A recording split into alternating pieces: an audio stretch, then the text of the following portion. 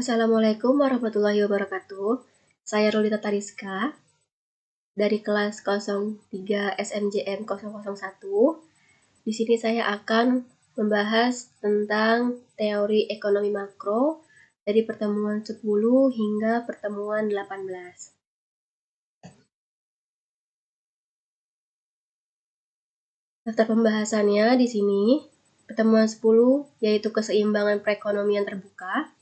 Yang ke-11 pengangguran. Ke-12 inflasi. 13 kebijakan pemerintah. Ke-14 perdagangan internasional. Ke-15 neraca pembayaran dan ekonomian terbuka. 16 kurs valuta asing. 17 pertumbuhan dan perkembangan ekonomi. 18 perkembangan perekonomian global. Di sini saya akan bahas pertemuan 10 yaitu keseimbangan perekonomian terbuka.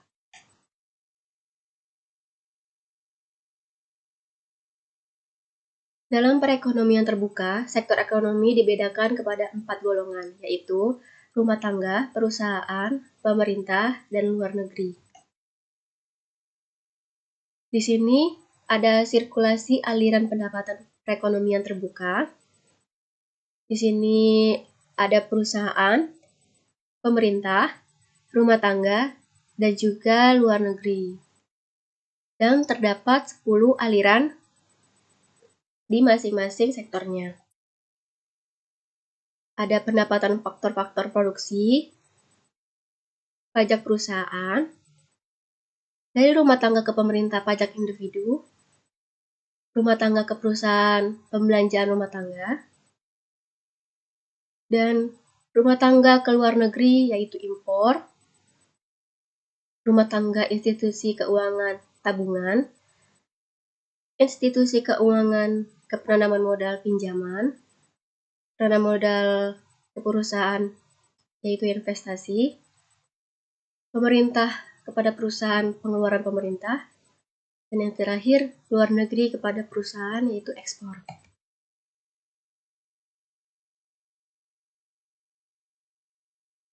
Keseimbangan perekonomian dengan sistem pajak tetap dengan rumus YE sama dengan A plus I plus G plus X min B TX plus B TR min M0 dibagi 1 dikurang B plus M.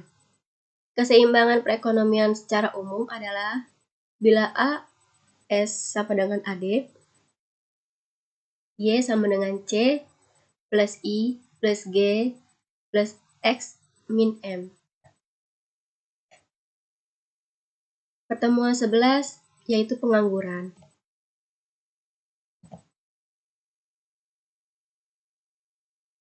Pengangguran adalah istilah untuk orang yang tidak bekerja sama sekali, sedang mencari kerja, bekerja kurang dari 2 hari selama seminggu, atau seseorang yang sedang berusaha mendapatkan pekerjaan yang layak.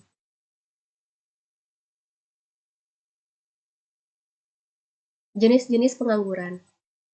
Pengangguran terbuka, yaitu pengangguran yang tidak memiliki pekerjaan. Pengangguran terselubung, yaitu tenaga kerja yang tidak bekerja secara optimal atau produktivitasnya rendah. Pengangguran siklikal, yaitu adanya perubahan dalam kegiatan perekonomian negara. Pengangguran struktural, yaitu adanya perubahan struktur perekonomian. Pengangguran friksional, yaitu adanya kesulitan mempertemukan pihak pencari kerja dengan pihak yang menyediakan lapangan kerja. Pengangguran teknologi, yaitu adanya perkembangan teknologi yang menyebabkan tenaga kerja manusia diganti menjadi mesin. Pengangguran musiman, yaitu pergantian musim sehingga pekerja harus menghentikan aktivitas produksi untuk sementara. Setengah pengangguran, yaitu pekerja yang mempunyai pekerjaan namun jam kerjanya sedikit. Penyebab pengangguran, banyaknya jumlah tenaga kerja tidak sebanding dengan kesempatan atau lapangan kerja. Kedua, rendahnya tingkat pendidikan. 3, kurangnya keterampilan yang dimiliki pelamar kerja sehingga tidak memenuhi kriteria lowongan pekerjaan. Keempat, kemajuan teknologi yang pada akhirnya dapat menggantikan tenaga kerja manusia. Yang kelima, tenaga kerja antar daerah dimanfaatkan secara tidak seimbang. 6. Persaingan pasar global. Banyak perusahaan, terutama perusahaan asing di Indonesia yang lebih memilih menggunakan tenaga kerja dari negara lain dibandingkan tenaga kerja lokal karena dinilai tidak memiliki kemampuan yang memadai. Upaya mengatasi pengangguran. Memperluas lapangan kerja. Kedua, mengurangi urbanisasi agar penyebaran tenaga kerja seimbang dan mengurangi pengangguran di kota besar. Ketiga, memperbaiki mutu pendidikan agar masyarakat memiliki tingkat pendidikan yang setara, dan untuk memberikan keseimbangan antara dunia kerja dan dunia pekerjaan. Yang keempat, menggunakan teknologi yang disesuaikan dengan sifat padat karya. Kelima, perbanyak penyelenggaraan job fair dan magang melalui kerjasama dengan perusahaan dan kampus agar informasi tentang lowongan kerja dapat tersebar luas. Mengendalikan laju pertumbuhan penduduk yang dapat dilakukan dengan program keluarga berencana. Pertemuan 12, inflasi.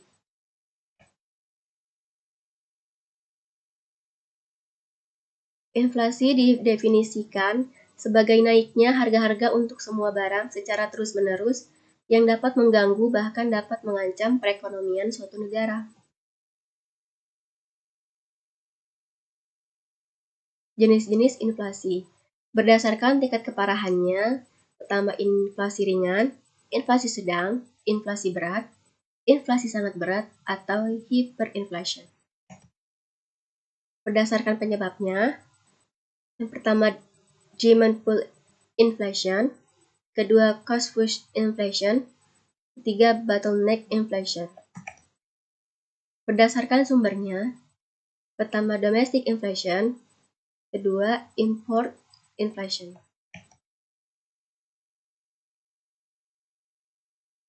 Penyebab inflasi. Peningkatan permintaan untuk jenis barang atau jasa tertentu. Lalu meningkatnya biaya produksi yang disebabkan oleh kenaikan harga bahan-bahan baku, seperti harga bahan bakar hingga upah buruh. Lalu uang yang beredar di masyarakat lebih banyak dibanding yang dibutuhkan.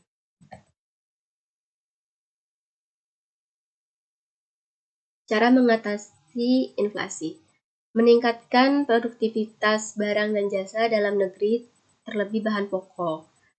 Lalu kita bisa meningkatkan produktivitas industri mikro seperti home industry, lalu mengurangi budaya konsumtif masyarakat dengan pendidikan, dan kendali terhadap pajak dan harga barang dan jasa oleh pemerintah. Pertemuan 13, kebijakan pemerintah.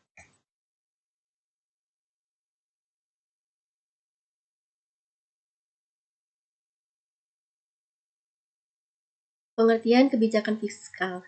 Kebijakan pemerintah yang dikeluarkan guna mempengaruhi jalannya perekonomian dengan cara memanipulasi anggaran, pendapatan, dan belanja negara, sehingga sesuai dengan kondisi perekonomian yang sedang terjadi dan tujuan ekonomi yang hendak dicapai.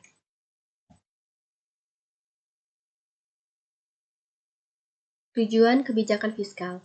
Dicapainya kestabilan ekonomi yang mantap dan untuk mempertahankan laju pertumbuhan ekonomi yang layak sehingga tingkat pengangguran alamiahnya.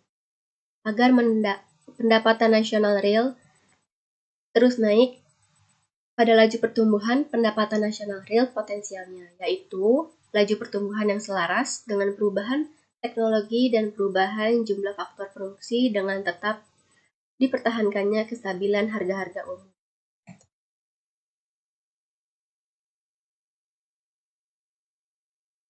Pengertian kebijakan moneter. Langkah dalam mengendalikan keadaan ekonomi dalam konteks makro agar dapat berjalan sesuai dengan yang diinginkan dengan cara pengaturan jumlah uang yang beredar dalam perekonomian. Tujuan kebijakan moneter menjaga sasaran laju inflasi yang ditetapkan oleh pemerintah melalui penetapan sasaran-sasaran moneter seperti uang beredar atau suku bunga.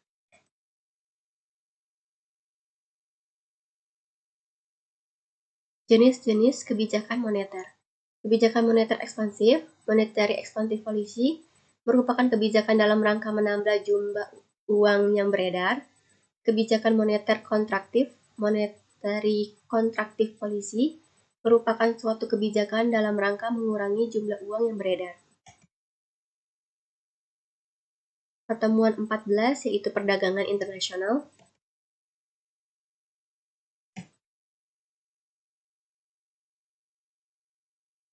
Perdagangan internasional merupakan perdagangan yang dilakukan oleh penduduk suatu negara dengan penduduk negara lain atas dasar perjanjian bersama. Penduduk yang dimaksud bisa berupa antar perorangan, individu dengan individu, antara individu dengan pemerintah suatu negara, atau pemerintah suatu negara dengan pemerintah negara lainnya.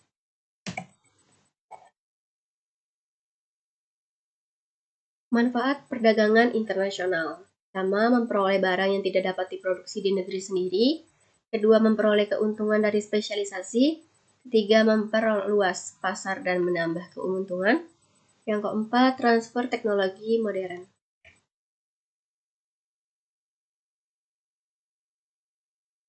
Jenis-jenis perdagangan internasional. Pertama, ekspor. Ada ekspor biasa dan ekspor tanpa LC. Barter. Ada direct barter, Swiss barter, counter purchase, buyback barter. Ada konsinyasi atau consignment, package deal, penyelundupan atau smuggling, dan terakhir border crossing, yaitu sea border dan overland border. Pertemuan 15, neraca pembayaran dan kegiatan ekonomi terbuka.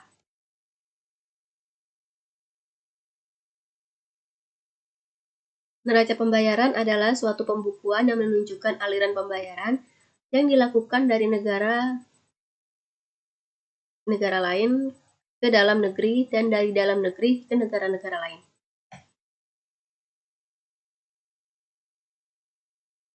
Ciri-ciri neraca pembayaran. Pertama, transaksi berjalan, ada ekspor dan impor barang-barang, perdagangan nyata, ekspor dan impor jasa-jasa, pembayaran pindahan atau transfer unilateral. Yang B, lalu lintas modal, ada aliran modal pemerintah dan aliran modal swasta. Konsep keseimbangan neraca pembayaran. Pertama, konsep keseimbangan perdagangan, trade balance. Yang kedua, konsep keseimbangan transaksi berjalan, current account balance. Ketiga, konsep basic balance. Yang keempat, konsep overall balance. Pertemuan 16, kurs valuta asing.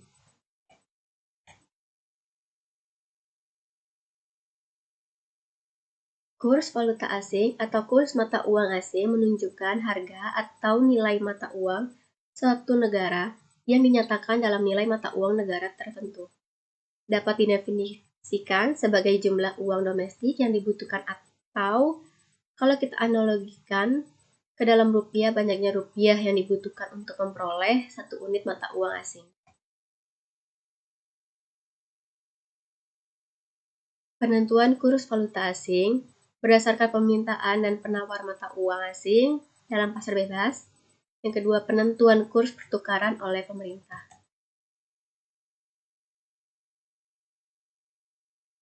Faktor-faktor yang mempengaruhi perubahan kurs, yakni yang pertama, permintaan terhadap falas, foreign exchange demand. Kedua, penawaran terhadap falas, foreign exchange supply. Ketiga, kontrol pemerintah. Yang keempat, spekulan di pasar falas. Yang kelima, informasi yang mendukung permintaan maupun penawaran falas. Pertemuan 17, pertumbuhan dan pembangunan ekonomi.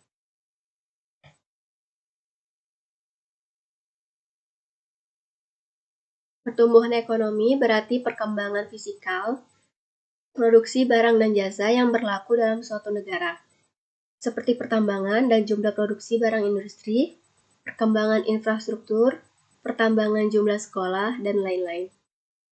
Perbedaan antara pertumbuhan ekonomi dengan pembangunan ekonomi salah satunya dalam pembangunan ekonomi, tingkat pendapatan per kapita terus meningkat. Sedangkan pertumbuhan ekonomi belum tentu diikuti oleh kenaikan pendapatan per kapita.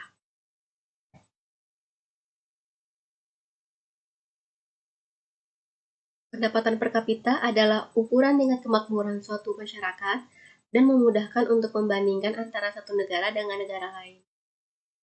Rumusnya bisa didapatkan dari PDB per kapita sama dengan PDB dibagi jumlah penduduk atau PNB per kapita sama dengan PNB dibagi jumlah penduduk.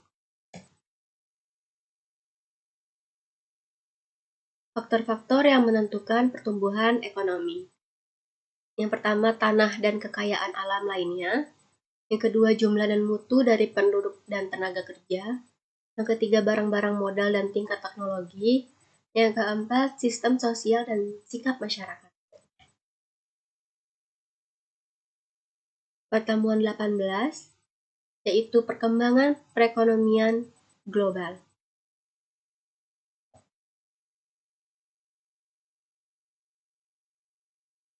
Ekonomi global secara umum merujuk ke ekonomi yang didasarkan pada ekonomi nasional semua negara di dunia.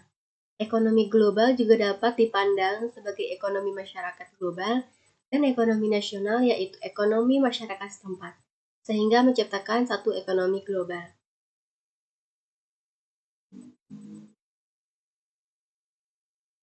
Sekian presentasi dari saya, kurang lebihnya mohon maaf. Wabillahi taufiq wal hidayah. Wassalamualaikum warahmatullahi wabarakatuh.